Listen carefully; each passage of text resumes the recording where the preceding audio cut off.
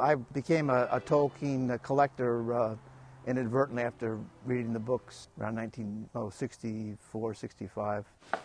Started collecting different editions of the books that were published, then started to get some collectibles, principally figurines that depicted the Tolkien characters, different people's interpretation, and the collection started to grow over the years. Pretty soon it was taking over quite a bit of the shelf space in the house. Talked to an architect that we had worked with before, and we sat down and said, here's our idea. We want to build a hole in the ground where a Hobbit could live and use that for our collection.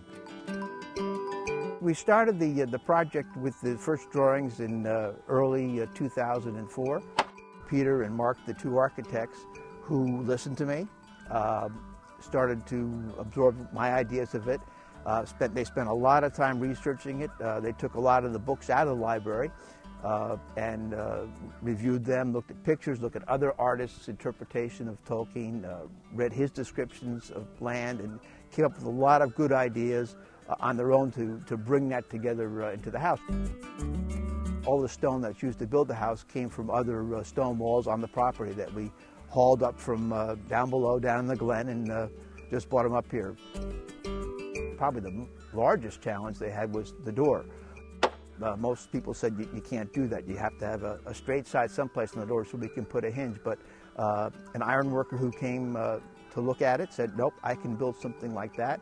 And he went back to his forge and created a very strong hinge, which is just a highlight of the house.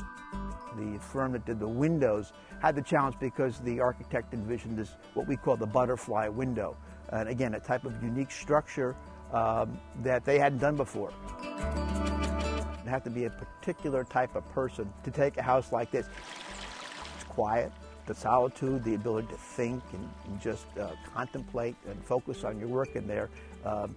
It's really a timeless sense. I'll have to have my wife come over sometimes and knock on the door and remind me that there's something else that has to be done. It's just almost perfect.